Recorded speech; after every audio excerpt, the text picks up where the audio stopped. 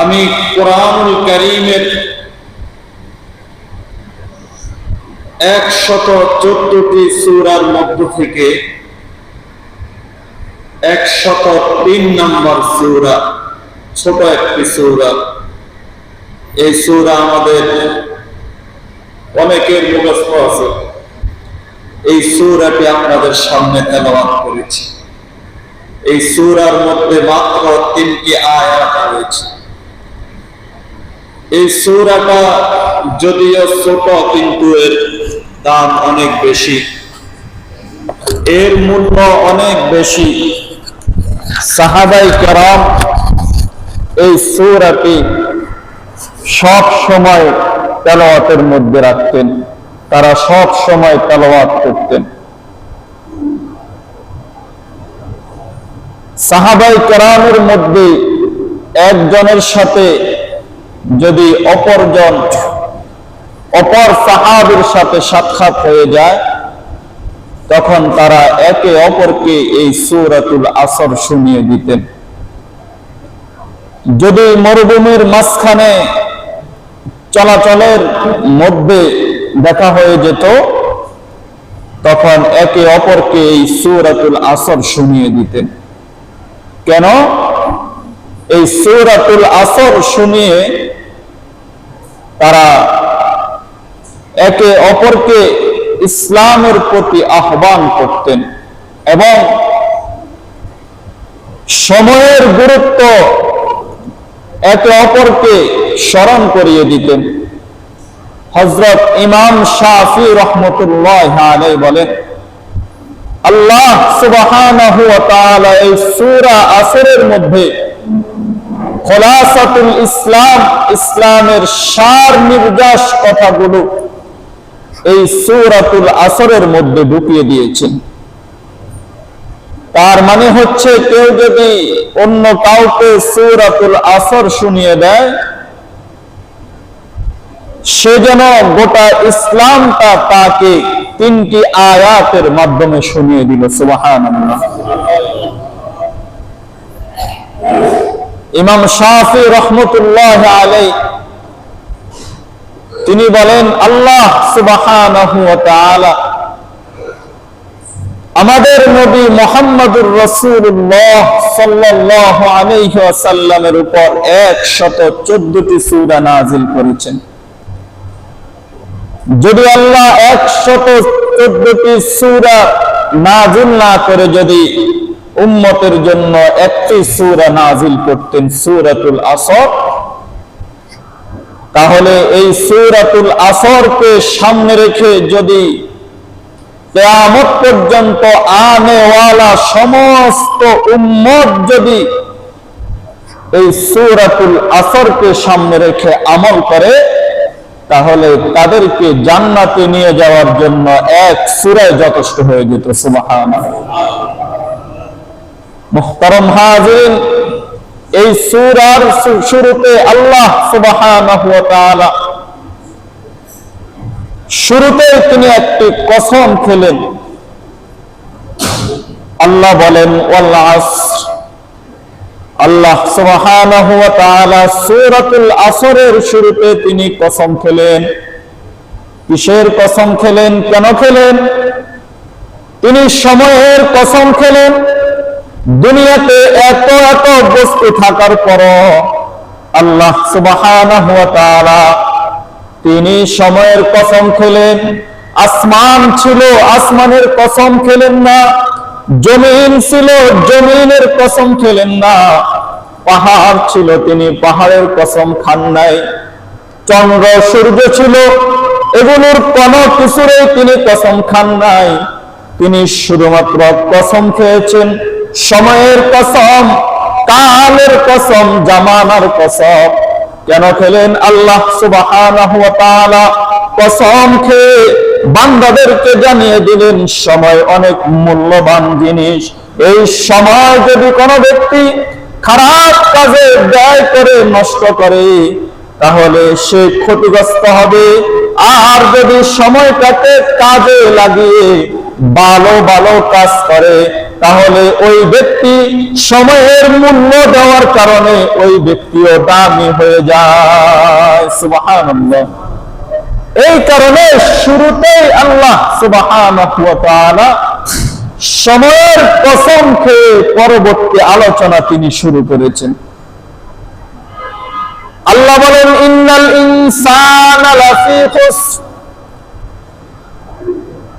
দুনিয়ার মধ্যে যত মানুষ আছে সবগুলো মানুষ ক্ষতিগ্রস্ত। আল্লাহ সুবহানাহু ওয়া তাআলা বলেন, ইল্লাল্লাযীনা আমানু ওয়া আমিলুস সালিহাত, যে ব্যক্তি ঈমান এনেছে এরপর নেক আমল করেছে তাহলে ওই ব্যক্তি ক্ষতিগ্রস্ত হবে না। তার মানে ঈমান আনার পরে আমাদের কাজ হচ্ছে নেক আমল করা। ঈমান আনার পরে আর বসে থাকার সুযোগ নাই। ঈমান আনার পরে নামাজ পড়তে হবে, রোজা রাখতে হবে, চুরি ছেড়ে দিতে হবে, ডাকাতি ছেড়ে দিতে হবে, মিথ্যা কথা ছেড়ে দিতে হবে, পরনিন্দা ছেড়ে দিতে হবে। এইগুলো সব কিছু ছেড়ে সময়ের মূল্য দিয়ে নেক আমল করে করে যেই ব্যক্তি সময় কাটাতে পারবে, আল্লাহ সুবহানাহু ওয়া তাআলা বলেন ওই ব্যক্তি ক্ষতিগ্রস্ত হবে না, ওই ব্যক্তি সফলকাম হবে। সুবহানাল্লাহ। এই কারণে তিনি সূরার শুরুতে সময়ের কসম খেয়েছেন। আমাদের হায়াতের মূল্যবান রাত, মূল্যবান দিন, কত মানুষ তারা গুনাহের কাজের মধ্যে কাটিয়ে দিচ্ছে।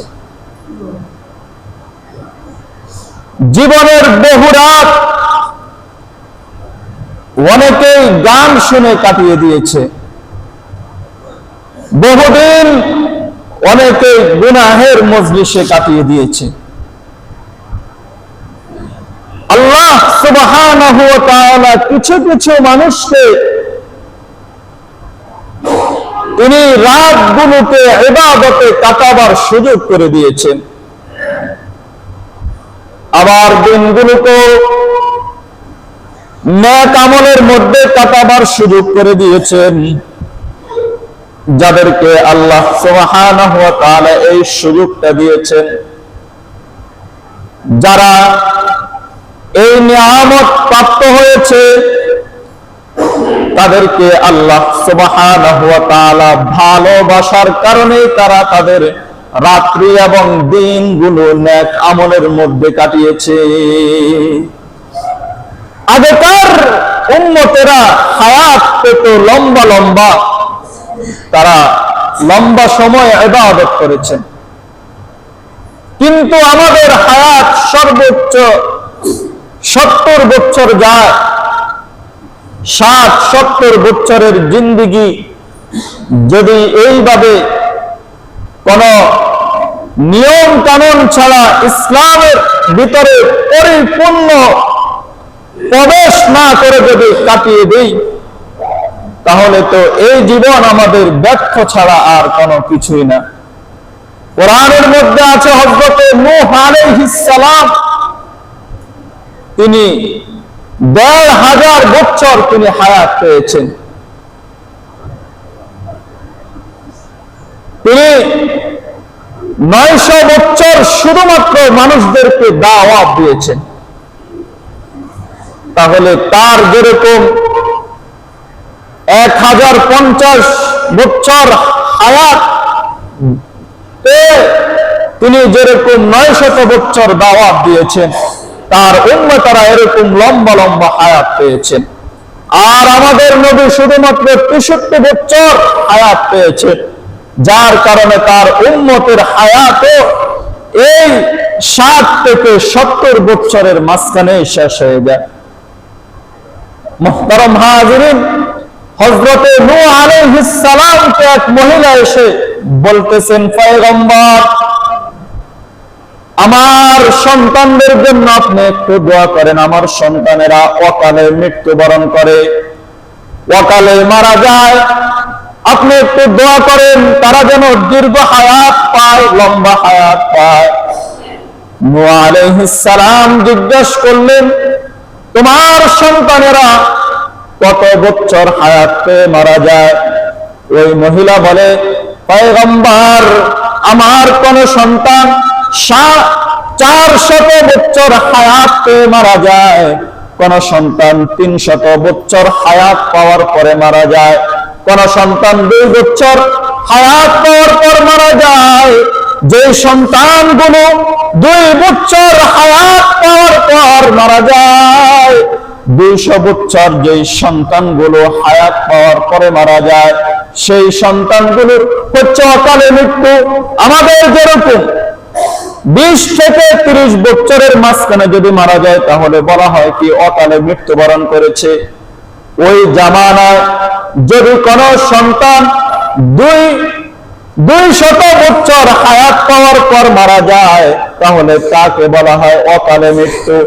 হযরতে নূহ আলাইহিস সালাম ওই মহিলাকে বলল যে আখিরি জামানায় এমন একটি উম্মতের দল আসবে, যেই উম্মত গুলো শুধুমাত্র 7 বছর হায়াত পাবে, কিন্তু তারা সবার আগে জান্নাতের ভিতরে প্রবেশ করবে। সুবহানাল্লাহ। ওই মহিলা আশ্চর্যান্বিত হয়ে জিজ্ঞেস করলো, পয়গম্বর, এটা কিভাবে সম্ভব? তারা কিভাবে এত অল্প হায়াত পাওয়ার পর তারা সবার আগে জান্নাতে প্রবেশ করবে? তারা কি দুনিয়াতে বিবাহ শাদী করবে না, সন্তান লালন পালন করবে না, চাকরি বাকরি করবে না? নূহ আলাইহিস সালাম বলে, হ্যাঁ, তারা দুনিয়াতে বিবাহ করবে, সন্তানও লালন পালন করবে, রুজি কামাই করবে, সব কিছু করবে, তারপরও তারা সবার আগে জান্নাতে প্রবেশ করবে। এমনকি কাল কিয়ামতের দিন তাদের নবী ওই সকল উম্মতদেরকে নিয়ে আল্লাহর সামনে ফখর করবে। সুবহানাল্লাহ। হযরত নূহ আলাইহিস সালাম ওই মহিলাকে জিজ্ঞেস করলো, তুমি যদি ওই নবীর উম্মত হতে পারো, তাহলে কি তুমি বিবাহ বসবে না? ওই মহিলা বলে, আমি যদি ওই নবীর উম্মত হতাম, তাহলে আমি কোনদিন বিবাহ বসতাম না। আমি এমন একটা সিজদা দিতাম, এক সিজদায় 7 বছর আমি পার করে দিতাম। তার মানে হচ্ছে মহিলা বুঝাইতে চাইছে যে 7 বছরের জিন্দেগির একটা সেকেন্ডও আমি আল্লাহর ইবাদত থেকে গাফিল থাকতাম না। মুহতারাম হাজিরিন, তাহলে আমাদের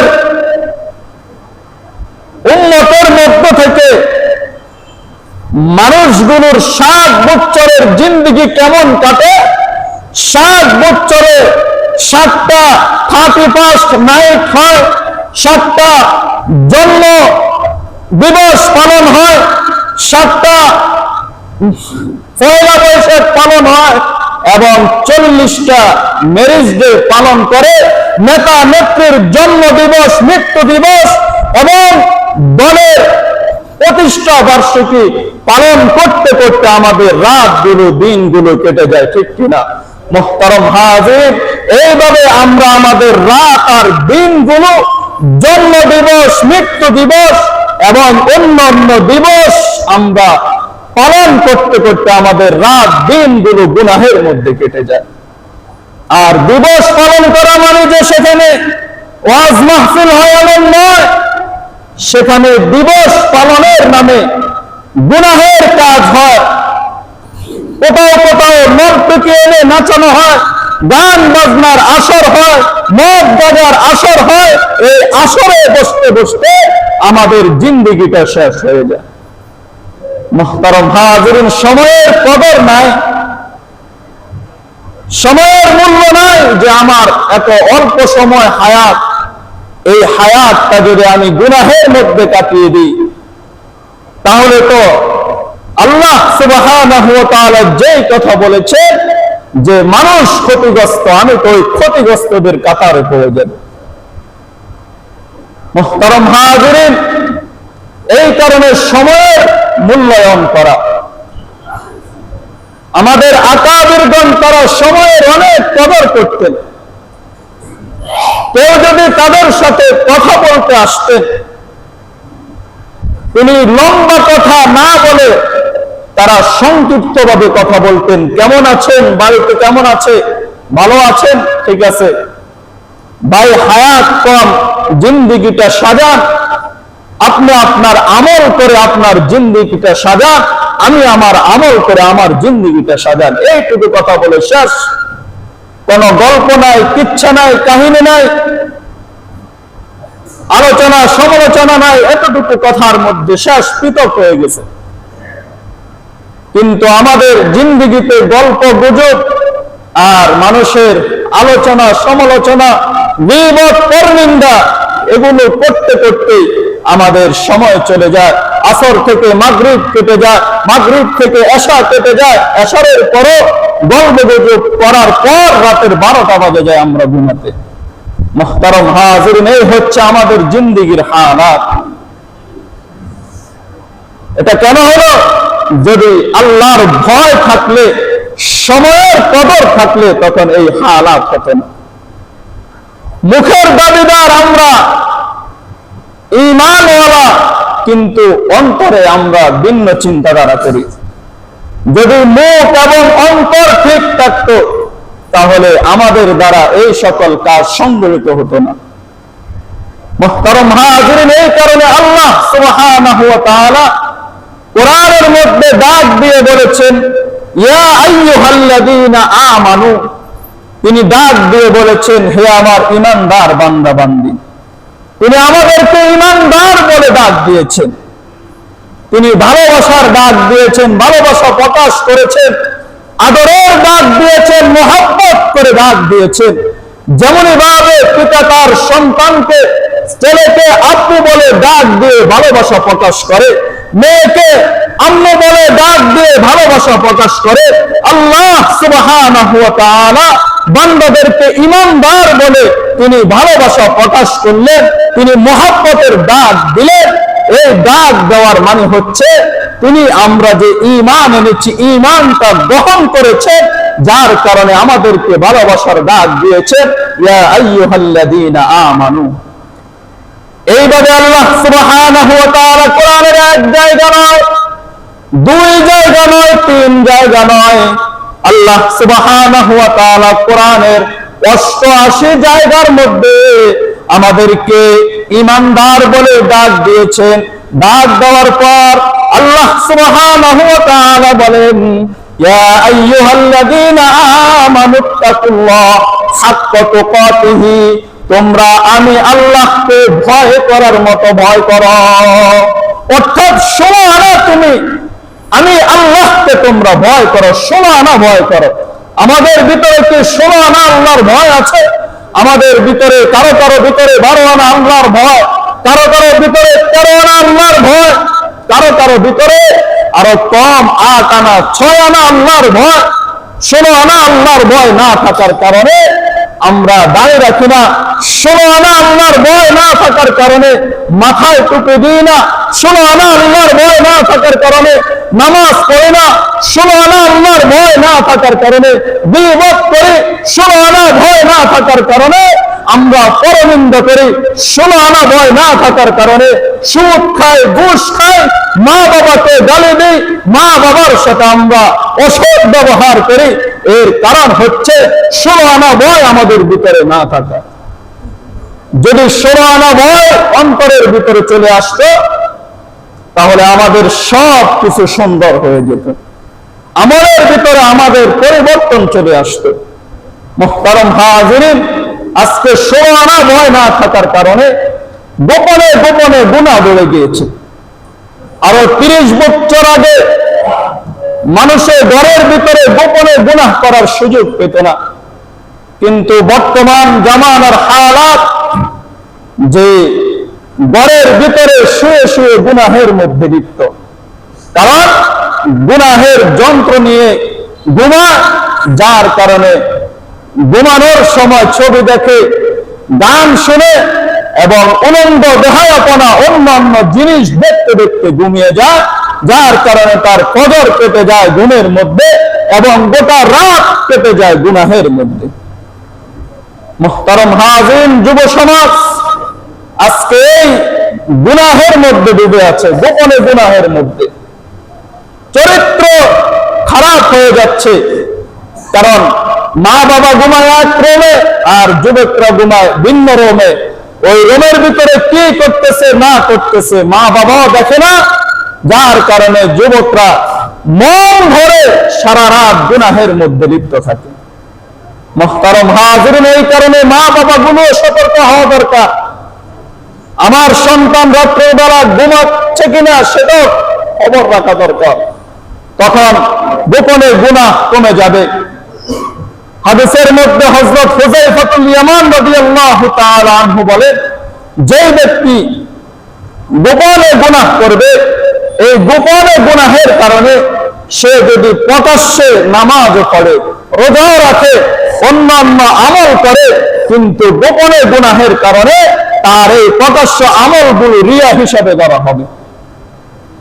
অর্থাৎ সে গোপনে গুনাহ করে কিন্তু রিয়া হিসাবে ধরা হবে। সে মানুষকে দেখানোর জন্য সেই দিনের বেলা নামাজ আদায় করে, মানুষকে দেখানোর জন্য মসজিদে আসে, অথচ সে রাতের বেলা অন্যান্য দিনের বেলা গোপনে গোপনে গুনাহ করে। মুহতারাম হাজিরিন, এক বালতি দুধের মধ্যে যেরকম ভাবে এক ফোঁটা পেশাব করলে সমস্ত দুধ নাপাক হয়ে যায়, ঠিক তেমনি গোটা দিন ইবাদত বندگی করলেন, কিন্তু ছোট্ট একটি গুনাহের কারণে আপনার এই সব ইবাদত বندگی নষ্ট হয়ে যাবে। মুহতারাম হাজিরিন, এই কারণে গুনাহ ছেড়ে দিতে হবে। 16 আনা আল্লাহর ভয় অন্তরের মধ্যে নিয়ে আসতে হবে। তখনই আল্লাহ সুবহানাহু ওয়া তাআলা যেভাবে জীবন গঠন করার জন্য বলেছে সেইভাবে জীবন গঠন করা হবে। মুহতারাম হাজিরিন, 16 আনা ভয় কাকে বলে? হযরত ওমর ফারুক রাদিয়াল্লাহু তাআলা আনহুর জামানা। হযরত ওমর ফারুকের অভ্যাস ছিল, তার শাসন আমলে তিনি রাতের বেলা ঘুমাতেন না, তিনি রাতের বেলা তিনি পাহারাদারি করতেন, পায়চারি করতেন। এক জায়গা থেকে অপর জায়গায় তিনি হেঁটে হেঁটে চলে যেতেন এবং তিনি তার রাজ্যের খোঁজ খবর নিতেন, কোথায় কি হচ্ছে। রাতের বেলা ঘুরে ঘুরে দেখতেন, কোথাও কোনো খারাপ কাজ হচ্ছে কিনা তিনি সেগুলোর খবর নিতেন। এমন একদিন হযরতে ওমর ফারুক খোঁজ খবর নেওয়ার জন্য রাতের বেলা তিনি ঘর থেকে বের হয়ে গেলেন। ঘর থেকে বের হয়ে যাওয়ার পর তিনি এক ঘরের সামনে দাঁড়িয়েছিলেন। হঠাৎ করে ঘরের ভিতর থেকে আওয়াজ আসে, মা তার কন্যাকে বলতেছে যে তুমি দুধের মধ্যে পানি মিশাও, দুধের মধ্যে পানি মিশালে দুধ বেড়ে যাবে, আমরা একটু বেশি টাকা পাবো। ওই কন্যা মাকে লক্ষ্য করে বলে, মা দুধের মধ্যে যদি পানি মিশাই তাহলে হযরতে ওমর যদি জানতে পারে তাহলে আমাদের খবর আছে, আমাদেরকে শাস্তি দিবে। মা তার কন্যাকে বলে, ও কন্যা, ওমর কি দেখবে নাকি আমরা দুধের মধ্যে পানি মিশাইছি কিনা? ওই কন্যা বলে, মা ওমর দেখবে না, ওমর জানবে না, ঠিক আছে, কিন্তু ওমরের একজন মালিক আছে যিনি আমাদেরও মালিক, ওই আল্লাহ তো দেখবে যে আমরা দুধের মধ্যে পানি মিশাইছি। আমরা ওমরের আদালত থেকে বাঁচতে পারলো, আমরা আল্লাহর আদালত থেকে বাঁচতে পারবো না। এটা হচ্ছে 16 আনা ভয়, 16 আনা ঈমান, যার কারণে রাতের বেলাও গোপনে গুনাহ করতে মা এবং মেয়ে তারা উভয়ে ষড়যন্ত্র করার পরও গুনাহের মধ্যে লিপ্ত হওয়া সম্ভব হয় নাই, কারণ মেয়ের ভিতরে 16 আনা আল্লাহর ভয় ছিল। হযরত ওমর এই ঘটনা দরজার পাশ থেকে শুনে তিনি হাসতে শুরু করলেন, মনে মনে বলতে লাগলেন যে আমার রাজ্যে এখনো 16 আনা আল্লাহকে ভয় করার মতো লোক আছে। মুহতারাম হাজিরিন, আল্লাহ সুবহানাহু ওয়া তাআলা সব কিছু দেখেন, সব কিছু জানেন। হাদিসে কুদসিতে আল্লাহ সুবহানাহু ওয়া তাআলা বলে, বান্দা গভীর রজনীতে, দুনিয়ার সবাই ঘুমায়, অন্ধকার রাত, এই রাতের ভিতরে যদি জমিনের মধ্যে কোন একটি পিঁপড়া হেঁটে যায়, দুনিয়ার কেউ দেখে না, কেউ জানে না, কিন্তু ওই গভীর রজনীতে জমিনের মধ্যে কোন পিঁপড়া যদি হেঁটে যায়, তাহলে ওই পিঁপড়াটাকে আমি আল্লাহ আসমান থেকে দেখতে পাই এবং তার পায়ের আওয়াজ আমি আল্লাহ শুনতে পাই। সুবহানাল্লাহ। তাহলে গোপনে গুনাহ করলে সেটাও তো আল্লাহ দেখবেন। আল্লাহ যদি এত সূক্ষ্ম জিনিস দেখতে পান, একটি পিঁপড়া যেটা রাতের বেলা কেউ দেখবে না, লাইট জ্বালানোর পরও দেখা সম্ভব হবে না, ওই গভীর রাত্রে যদি একটি পিঁপড়াকে তিনি দেখতে পান, তাহলে আপনি আমি যদি গোপনে ঘরের ভিতরে কিংবা অন্য জায়গায় গুনাহের মধ্যে লিপ্ত হই, সেটাও আল্লাহ সুবহানাহু ওয়া তাআলা দেখতে পাবেন। মুহতারাম হাজিরিন, এমন ভাবে হযরত ওমর ফারুক রাদিয়াল্লাহু তাআলা আনহু আরেকদিন তিনি মরুভূমির মাঝখান দিয়ে তিনি যাচ্ছিলেন। মরুভূমির মাঝখানে তিনি একজন রাখালের সাথে তার সাক্ষাৎ হয়ে গেল। রাখালকে হযরতে ওমর রাখালের তাকওয়া পরীক্ষা করবেন, এই নিয়তে তিনি রাখালের কাছে গেলেন। রাখালকে বলে, তুমি আমার কাছে একটি বকরি বিক্রি করে দাও, আমি তোমাকে টাকা দিব। ওই রাখাল বলে, মনিব যদি জানতে পারে তাহলে কি হবে? হযরত ওমর তাকে বুদ্ধি শিখাই দেয় যে মনিব যদি ছাগল গণনা করার পর গণনা করে যদি একটি ছাগল কম পায়, তাহলে তুমি মনিবকে বলে দিবা যে একটি ছাগলকে বাঘে খেয়ে ফেলছে, যার কারণে একটি ছাগল কম। ওই রাখাল ওমরের কথা শুনে বলে যে মনিবকে সান্ত্বনা দেওয়া যাবে, মনিবের চোখ পাতি দেওয়া যাবে, কিন্তু মনিবের মনিব একজন আল্লাহ আছে, তার চোখ পাতি দেওয়া সম্ভব হবে না। ওই রাখালের ভিতরে ঈমানের খনি ছিল, তাকওয়ার খনি ছিল, যার কারণে হযরতে ওমর ফারুক তাকে পরামর্শ দেওয়ার পরও ওই পরামর্শের মধ্যে তাকে ফেলতে পারেন নাই। তার মানে হচ্ছে ওই রাখালের ভিতরে আল্লাহর পরিপূর্ণ ভয় ছিল। আল্লাহর পরিপূর্ণ ভয় থাকার কারণে সে মনিব ছিল না, কেউ ছিল না মরুভূমির মাঝখানে। এই অবস্থায় যদি ছাগল বিক্রি করে দিত, তাহলে কেউ দেখতো না, কেউ জানতো না, মনিবকেও সান্ত্বনা দেওয়া যেত, কিন্তু তার ভিতরে তাকওয়া 16 আনা ছিল, যার কারণে সে ওই ছাগল বিক্রি করতে রাজি হয় নাই। মুহতারাম হাজিরিন, এটাকে বলে 16 আনা তাকওয়া। 16 আনা তাকওয়া যদি কারো ভিতরে চলে আসে, তাহলে তার জীবন সব কিছু সুন্দর হয়ে যাবে। মুহতারাম হাজিরিন, সব কিছুর খনি আছে। তেলের যেরকম খনি আছে, গ্যাসের যেরকম খনি আছে, কয়লার যেরকম খনি আছে, ঠিক তেমনি ভাবে তাকওয়ার খনি আছে। তাকওয়ার খনি হচ্ছে যারা আহলুল্লাহ, আল্লাহর ওলি, যারা আল্লাহ ওয়ালা, যারা তারা তাদের অন্তরে হচ্ছে তাকওয়ার খনি। তাদের কাছে যেতে হবে, তাদের কাছে বসতে হবে, তাদের সোহবত নিতে হবে, সিনা বসিনা তাদের কাছে গিয়ে গিয়ে তাকওয়া নিয়ে আসতে হবে। এটা বর্তমানে বোঝা অনেক সহজ। একটা মোবাইলের মাধ্যমে আরেকটা মোবাইল থেকে যদি ডকুমেন্টস নেওয়া যায়, গান নেওয়া যায়, ওয়াজ নেওয়া যায় শেয়ারেটের মাধ্যমে, তাহলে এক অন্তর থেকে আরেক অন্তরে তাকওয়া যাবে না কেন? মানুষের বানানো মোবাইলের শেয়ারেটের পাওয়ারে যদি এক মোবাইল থেকে আরেক মোবাইলে এগুলো আনা সম্ভব হয়, তাহলে আল্লাহর বানানো অন্তর থেকে, আল্লাহর বানানো অন্তর দিয়ে কেন বা এক অন্তর অন্তর থেকে আরেক অন্তরে তাকওয়া ট্রান্সফার হবে না। মুহতারাম হাজিরিন, তাকওয়া ট্রান্সফার হয়, তাকওয়া এক অন্তর থেকে আরেক অন্তরে যায়। এটা হচ্ছে আহলুল্লাহদের নেক নজরে যেতে হবে। মুহতারাম হাজিরিন, তখনই তাকওয়া এক অন্তর থেকে আরেক অন্তরে তাকওয়া ঢুকবে, তাকওয়া প্রবেশ করবে। মুহতারাম হাজিরিন, তাকওয়াবান হয়ে মৃত্যুবরণ করলে আসমান জমিন আপনার আমার মৃত্যুতে ক্রন্দন করবে। হযরত সাআদ রাদিয়াল্লাহু তাআলা আনহু মৃত্যুবরণ করলেন। আল্লাহর রাসূল জানাজার মধ্যে উপস্থিত হলেন। অনেক মানুষ, অনেক সাহাবী সেই জানাজার মধ্যে উপস্থিত হলেন।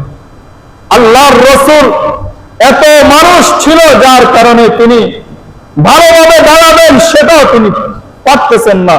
তিনি অনেক নিজেকে সংকোচ করে তিনি দাঁড়ালেন। এরপর আল্লাহর রাসূল সাল্লাল্লাহু আলাইহি ওয়াসাল্লাম বলেন, আমার সাহাবের ইন্তেকালে আসমান জমিন ক্রন্দন করেছে।